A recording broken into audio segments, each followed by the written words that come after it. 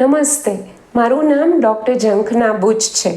હું અપોલો આયુર્વેદ હોસ્પિટલ્સમાં chief medical officer તરીકે સેવા આપું છું.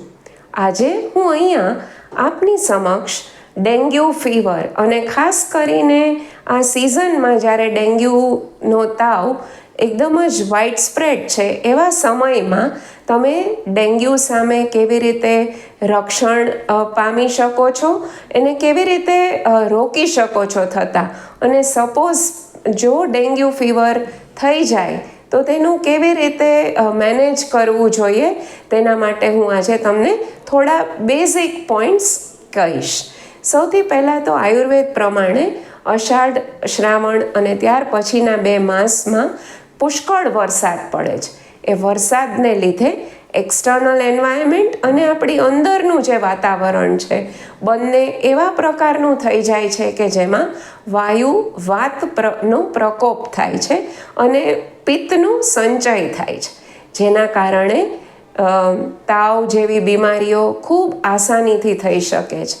તેવા સમયમાં બહારના વાતાવરણની સાથે અંદરના વાતાવરણનું પણ ખૂબ જ ધ્યાન રાખવું જોઈએ, અને આ જો નાની નાની કાળજી રાખવામાં આવે તો આપણે ડેન્ગ્યુ જેવા તાવની સામે રક્ષણ પામી શકશું.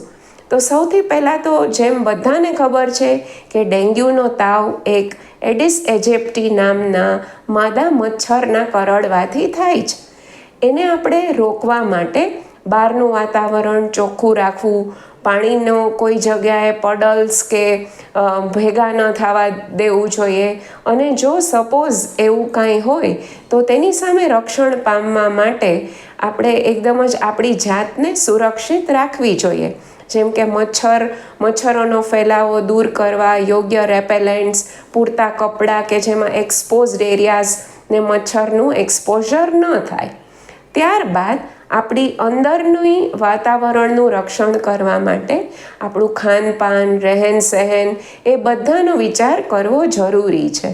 ખૂબ સાદો ખોરાક, હળવો ખોરાક, નિયમિતપણે સૂવાનું, ઉઠવાનું, યોગ્ય માત્રામાં પાણી પીવાનું, આપણે માઇન્ડની એકદમ જ જે સ્ટેટ છે એનું ધ્યાન રાખવા માટે મેડિટેશન કે એવું આરામ કરવાથી કે જેના લીધે તમારી જે પ્રતિરોધક શક્તિ છે તેનો સારી રીતે રક્ષણ થઈ શકે.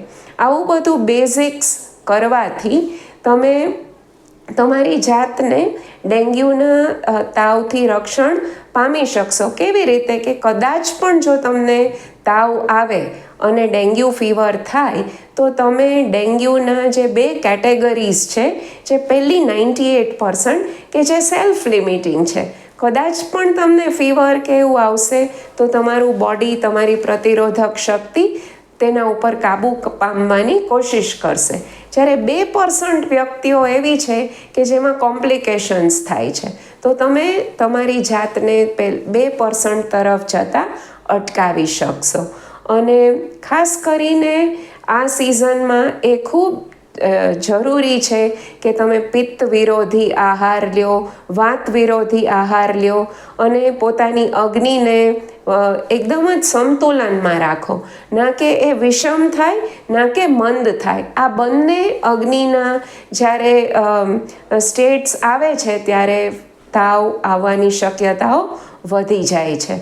ડેન્ગ્યુથી બચવા માટે માત્ર એક્સટર્નલ કેર જ નહીં પણ ઇન્ટરનલ કેર પણ એટલી જ જરૂરી છે. જો તમને કોઈ પણ જાતની આ રોગ વિશે, આ રોગને ક્યોર કરવા વિશે વધારે માહિતીની જરૂર હોય તો ચોક્કસ તમે અપોલો આયુર્વેદ હોસ્પિટલ્સનો સંપર્ક કરો.